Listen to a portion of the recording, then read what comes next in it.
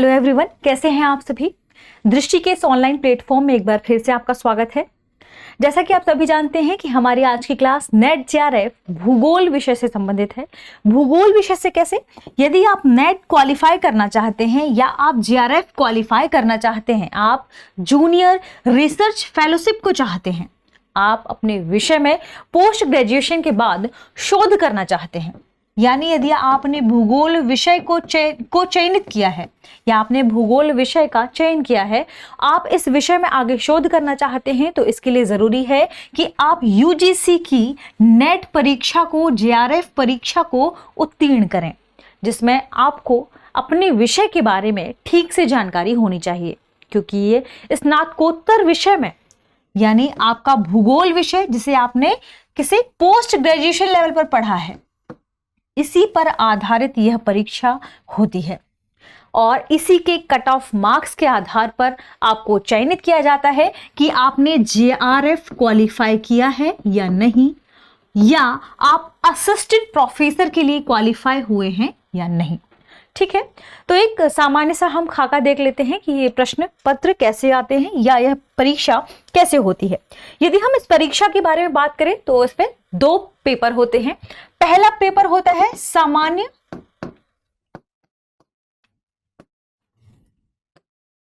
Paper और दूसरा होता है जो आपका वैकल्पिक विषय है, यानी आपने पोस्ट ग्रेजुएशन में जिस विषय को चयनित किया था, जिस विषय का चयन किया था, आपने जिस विषय से पोस्ट ग्रेजुएशन किया था, उसी पर आधारित हमारा दूसरा पेपर होता है, जिसे वैकल्पिक विषय के पेपर के नाम से जाना जाता है। ध्यान रखिएगा, जो पहला पेपर होता है उसमें 50 प्रश्न पूछे जाते हैं, यानी नंबर ऑफ क्वेश्चन कितने हैं, 50। और जो आपका वैकल्पिक विषय है, इससे जो प्रश्न पूछे जाते हैं उसमें 100 प्रश्न होते हैं और प्रत्येक प्रश्न के लिए 2 अंक निर्धारित होता है। ध्यान रखिएगा, ठीक है। यानी टोटल आपको कितने नंबर में से यहां पर मार्किंग की जाती है, 300 नंबर में से। यहां पर आपके 200 मार्क्स हो गए और यहां पर 100, तो आपके टोटल मार्क्स कितने हैं, 300। तो आपकी जो मार्किंग होगी, जो लिस्ट निकल कर आएगी, वो आपको कितने नंबर में से आपको चयनित किया जाता है, 300 नंबर में से। तो ध्यान रखिएगा, ये परीक्षा अपने आप में कठिन हो जाती है, क्योंकि इसमें बहुत सारे बच्चे लगातार बैठते हैं और इस परीक्षा को यहाँ वे देते हैं। अब भूगोल विषय पर चर्चा करते हैं, क्योंकि हमारा विषय क्या है, भूगोल। यानी आप ज्योग्राफी से यदि इस परीक्षा को उत्तीर्ण करना चाहते हैं, तो उसके लिए जरूरी क्या है कि आप अपने वैकल्पिक विषय पर ध्यान दें। और इस परीक्षा को उत्तीर्ण करने से पहले सबसे ज्यादा महत्वपूर्ण बात हो जाती है परीक्षा के सिलेबस की, क्योंकि यहां पर जरूरी यह नहीं है कि आप उस परीक्षा में पूरे अंक को ले आए। जरूरी क्या है, आप एक स्ट्रैटेजी बनाएं और स्ट्रैटेजी के तहत अपने विषय को इस तरीके से तैयार करें कि आप इन 300 मार्क्स में से क्वालिफाई कर जाएं और आपको जेआरएफ, यदि आप शोध करना चाहते हैं तो जेआरएफ यहां पर मिल जाए, या आप पढ़ाना चाहते हैं असिस्टेंट प्रोफेसर के लिए, आप यदि इस फॉर्म को फिल करते हैं तो आप नेट क्वालिफाई कर लें। ठीक है, आइए जानते हैं सबसे महत्वपूर्ण टॉपिक के बारे में और सबसे महत्वपूर्ण आज के हमारे सेशन की चर्चा के बारे में। वो है हमारा भूगोल विषय का पाठ्यक्रम, यानी हमारी ज्योग्राफी के सिलेबस को, क्योंकि ज्योग्राफी का सिलेबस बहुत ही महत्वपूर्ण है। आप किसी भी एग्जाम को देते हैं तो उस एग्जाम में सबसे ज्यादा जरूरी होता है कि आप उस एग्जाम के सिलेबस को ठीक से जानें, आप उसके पाठ्यक्रम को ठीक से जानें। ज्योग्राफी अपने आप में एक बहुत ही बड़ा विषय है, एक विशाल सब्जेक्ट है, या कहें व्यापक विषय है। व्यापक विषय क्यों है, क्योंकि इसमें लगभग सभी चीजों को, सभी फिनोमेना को शामिल किया जाता है। आप ज्योग्राफी की यदि बात करें तो ज्योग्राफी एक ऐसा विषय है जिसमें दुनिया भर की सारी चीजें, जलवायु घटनाएं, भू आकृतियां, सभी चीजें शामिल हो जाती हैं। शोध का यह जो विषय है अपने आप में बहुत ही व्यापक है। तो आपको सबसे पहले तो इस एग्जाम को निकालना है। इस एग्जाम को निकालने के लिए जरूरी क्या है कि आप इस परीक्षा के सिलेबस को ठीक से देख लें। आज हम भूगोल के पहली इकाई या भूगोल के पाठ्यक्रम की पहली यूनिट के बारे में चर्चा करने वाले हैं। इस यूनिट में कौन कौन से टॉपिक हैं, इनके बारे में हम जानेंगे। सबसे पहले यदि बात करते हैं हमारी फर्स्ट यूनिट की, तो हमारी फर्स्ट यूनिट का नाम है भू आकृति विज्ञान। जैसे इंग्लिश में कहते हैं क्या, ध्यान रखिएगा, जियोमॉर्फोलॉजी। जियोमॉर्फोलॉजी, यहां आप स्पष्ट रूप से समझ गए होंगे। जियोमॉर्फोलॉजी, जियो यानी क्या, पृथ्वी, और जब हम मॉर्फोलॉजी की बात करते हैं तो इसके आकार के अध्ययन की बात की जाती है। और इसमें क्या शामिल हो जाता है, आकार के अध्ययन की बात करते हैं, इसमें शामिल हो जाता है पृथ्वी के ऊपर बनी हुई सभी स्थलाकृतियां या सभी उच्चावच।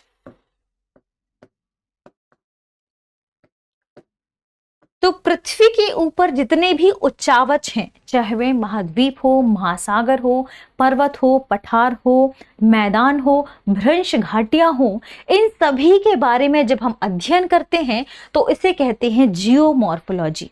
और जियोमॉर्फोलॉजी के बारे में ध्यान रखिएगा, इसका शाब्दिक अर्थ यदि हम देखें कि जियोमॉर्फोलॉजी का शाब्दिक अर्थ क्या है, तो इसका अर्थ है पृथ्वी यानी भूमि की मॉर्फोलॉजी का, लॉजी यानी लॉजिक के हिसाब से आप इसके आकार का अध्ययन करें, क्रमबद्ध अध्ययन करें, क्योंकि भूगोल एक वैज्ञानिक विषय है।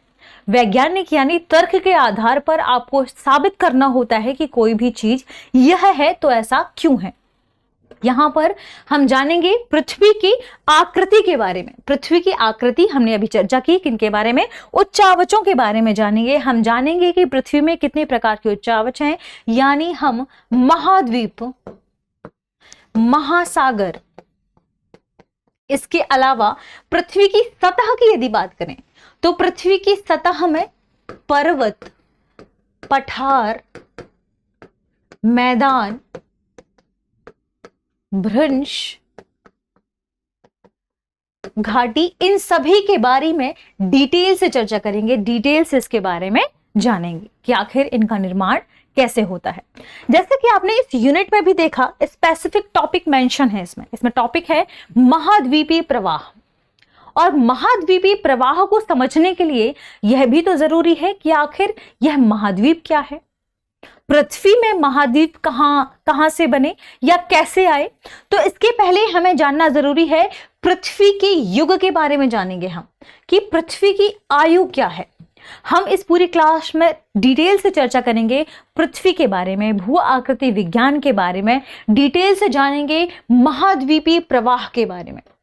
दरअसल जब पृथ्वी की बात आती है तो सबसे महत्वपूर्ण सिद्धांत सामने आता है महाद्वीपीय प्रवाह। यानी इसमें एक वैज्ञानिक थे जिनका नाम था, ध्यान रखिएगा, अल्फ्रेड। उन्होंने यह बात कही कि पृथ्वी में जो महाद्वीप हैं इनका एक स्थान से दूसरे स्थान पर स्थानांतरण हो रहा है, या इसके लिए उन्होंने सटीक जो शब्द इस्तेमाल किया उसका नाम था विस्थापन। यानी उन्होंने पहली बार यह बात कही कि महाद्वीपों में प्रवाह हो रहा है, महाद्वीपों में विस्थापन हो रहा है, और एक सिद्धांत लेकर आए थे वे वर्ष 1920 के आसपास। यानी वर्ष 1920 में यह पूरी तरीके से प्रकाशित हो गया था। वर्ष 1912 में इन्होंने इसके बारे में चर्चा की थी, 15 में ये इसका पूरा विवेचन इन्होंने दिया था, और 20 में यह पूरी तरीके से प्रकाशित हो गया था। तो महाद्वीपीय प्रवाह की यदि बात करें, वर्ष 1912 में सबसे पहले चर्चा में आया था। इसके बारे में इन्होंने चर्चा की थी क्या, कि महाद्वीपों की जो महाद्वीप की जो एक प्लेट है उसमें प्रवाह हो रहा है, उसमें विस्थापन हो रहा है, इसलिए इसे इंग्लिश में क्या कहते हैं, कॉन्टिनेंटल ड्रिफ्ट। ठीक है। और यह आधार बना किसका, यह आधार बना प्लेट टेक्टोनिक थ्योरी का, जिसके बारे में आप देखिए अगले ही इसमें टॉपिक में मेंशन है, प्लेट विवर्तनिकी। यानी प्लेट विवर्तनिकी का आधार बना क्या, महाद्वीपीय प्रवाह। इतना ही नहीं, महाद्वीपीय प्रवाह के साथ साथ एक और वैज्ञानिक सामने आए, हैरी हेज, वर्ष 1960-61 के आसपास। वर्ष 1960-61 के आसपास हैरी हेज सामने आए और उन्होंने कहा कि न केवल महाद्वीप में बल्कि महासागर के नितल में भी प्रसार हो रहा है। यानी इन्होंने अपना सिद्धांत दिया जिसे कहा गया महासागरीय नितल प्रसरण सिद्धांत। तो इन्होंने किसके बारे में चर्चा की? इन्होंने कहा कि केवल महाद्वीपों में ही विस्थापन नहीं हो रहा है, जबकि महासागर का जो नितल है, महासागर के नितल में भी प्रसार हो रहा है। कैसे प्रसार हो रहा है? इन्होंने इसमें डिटेल से चर्चा की है कि जब पृथ्वी के आंतरिक भाग से मैग्मा बाहर की ओर निकलता है तो ये इन प्लेटों के बीच दूरी स्थापित करता है और इसके बीच में जो मैग्मा ऊपर आकर जमता है, नए नए जो वलन का निर्माण होता है, इससे यहां पर महाद्वीपीय या महासागरीय, क्योंकि इन्होंने महासागर के बारे में चर्चा की है तो उन्होंने कहा कि महासागरीय कटक का निर्माण हो रहा है और इसके बाद इन्होंने महासागर के नितल में प्रसार की बात कही और इसे कहा गया महासागरीय नितल प्रसरण सिद्धांत। तो ध्यान रखिएगा, इन दो वैज्ञानिकों ने मिलकर क्या कहा और इन दो वैज्ञानिकों की जो अपनी थ्योरी थी, जो अपने सिद्धांत थे, इसी सिद्धांत के बाद सबसे महत्वपूर्ण टॉपिक चर्चा में आता है, यानी इसे जियोमॉर्फोलॉजी की आत्मा कहा जाता है, प्लेट विवर्तनिकी, जिसे प्लेट टेक्टोनिक थ्योरी के रूप में भी जाना जाता है, जिसमें भारत छोड़िए, इसे कहें वैश्विक लेवल पर या पृथ्वी की जो भी प्लेटें हैं उनमें किस तरीके से संचलन होता है, इसके बारे में डिटेल से इसमें चर्चा की गई है और हमने क्लासरूम में इसके बारे में हम इसे डिटेल से जानेंगे। इसके अलावा बात करते हैं अगले टॉपिक की, जिसका नाम है आंतरिक एवं बाह्य बल। दरअसल जो पृथ्वी है उस पृथ्वी के आंतरिक परतों के जरिए भी बल लगता है और बाहर से भी बल लगता है। तो इन दोनों बलों के बारे में डिटेल से चर्चा करेंगे हम हमारे क्लासरूम में कि आखिर ये आंतरिक और बाह्य बल हैं क्या। जानेंगे हम अनाच्छादन के बारे में एवं अपक्षय के बारे में। अनाच्छादन की प्रक्रिया की यदि हम बात करें तो दरअसल अनाच्छादन और अपक्षय भी क्रमशः होने वाली प्रक्रिया है। यानी अनाच्छादन की बात यदि हम करते हैं तो अनाच्छादन के बाद होता है अक्षय या अपक्षयण भी कहते हैं इसे, ध्यान रखिएगा। फिर अपर्दन की घटना, आखिर अपर्दन क्या है, और बाद में आता है इसके बाद एक नई घटना जिसे कहते हैं बाह्य या क्षरण। ठीक है, तो यह भी जानेंगे कि आखिर ये क्या है, अपक्षयण क्या है, अपर्दन क्या है, जो बाह्य क्षरण है ये क्या है, इन सभी और ये सभी घटनाएं क्यों घटित होती हैं। क्या ये बाह्य बल की वजह से घटित होती हैं? पृथ्वी के जो बाह्य बल काम करते हैं पृथ्वी के चारों तरफ, क्या ये उनकी वजह से घटित होती हैं? तो इन्हें भी हम डिटेल से जानेंगे, इनके बारे में डिटेल से चर्चा करेंगे। इसके बाद एक और महत्वपूर्ण टॉपिक आता है जिसका नाम है भू आकृतिक चक्र। दरअसल दो वैज्ञानिक हैं, यदि हम अमेरिकी वैज्ञानिक की बात करें तो उनका नाम है डेविस और एक जर्मन वैज्ञानिक है पैंक। इन दोनों ने भू आकृतिक चक्र के बारे में डिटेल से चर्चा की है। इन्होंने कहा है, यदि हम डेविस की बात करते हैं तो उन्होंने कहा है कि जो पृथ्वी में कोई भी उच्चावच बनता है तो उसका जो उत्थान है, उत्थान के बाद ही उनका अपक्षय शुरू होता है या उनका अपर्दन शुरू होता है। यहां पर उन्होंने जो शब्द इस्तेमाल किया वह अपक्षय है। ठीक है, और पेंक इसमें क्या कहते हैं, इन्होंने इनके सिद्धांत को खारिज करते हुए कहा कि नहीं, पृथ्वी में कोई जो भू आकृति की यदि हम बात करें तो उनमें उत्थान और अपक्षयन ये प्रक्रियाएं साथ साथ चलती हैं। इस तरीके से उन्होंने अपना सिद्धांत दिया और सिद्धांत के बाद इन्होंने अपने ग्राफ को भी बताया कि कैसे ये प्रक्रियाएं चलती हैं और फिर ये मत आगे कैसे आगे बढ़ते हैं, इनके बारे में हम डिटेल से चर्चा करेंगे। इसके बाद अगले टॉपिक को देखें जिसका नाम है ढाल विकास का सिद्धांत तथा प्रक्रम। ढाल विकास का सिद्धांत क्या है, इसे देखिए क्या है, theories and process of slope development. Slope की बात चल रही है, ढाल की बात चल रही है। यानी जब हम ढाल पर चर्चा करते हैं, देखिए ढाल अपने आप में एक महत्वपूर्ण चीज है। आप जब ज्योग्राफी में आगे पढ़ेंगे तो आप समझेंगे कि कैसे ढाल भी भू आकृतियों के निर्माण में महत्वपूर्ण भूमिका अदा करती है। कैसे ढाल, पर्वतीय ढाल में इनमें डिफरेंस क्या होता है, या आसपास की जो हम नॉर्मल ढाल देखते हैं जिसमें हम अपनी आंखों से स्पष्ट रूप से नहीं समझ पाते तब तक जब तक उसमें जल का प्रवाह नहीं होता, वर्षण नहीं होता। तो हम ढाल के बारे में भी जानेंगे। ढाल पर यदि हम चर्चा करें तो दरअसल ढाल के बारे में कहा जाता है कि ढाल के निर्माण के भी कई कारण हैं। और यदि हम ढाल की बात करें तो चर्चा की जाती है कि आखिर ढाल की आकृति के जो ऊपरी हिस्सा है इसे क्या कहते हैं, निचले हिस्से को क्या कहते हैं, और बीच में जो आकृति बनती है इसे क्या कहते हैं। तो अलग अलग, यदि हम सागर की बात करें, पर्वत वाले क्षेत्रों की बात करें, तो इनमें अलग अलग नाम से इन्हें जाना जाता है। ये क्या नाम है, इनके बारे में भी हम डिटेल से क्लास में चर्चा करेंगे। ढाल की जो पूरा प्रक्रम है, इससे जुड़े हुए जो प्रोसेस है और इसके जो सिद्धांत है, इन्हें हम डिटेल से जानेंगे। इसके अलावा एक महत्वपूर्ण टॉपिक और है जिसे ध्यान रखेगा, भू संचलन। दरअसल भू संचलन यानी अर्थ मूवमेंट अपने आप में एक बहुत ही महत्वपूर्ण टॉपिक है और हाल के विषय में काफी चर्चा में भी आ गया है, क्योंकि आप देखते हैं कि वैश्विक लेवल पर कहीं भी ज्वालामुखीयता आजकल हो रही है, कहीं भी भूकंप की जो स्थिति है वह बन जाती है।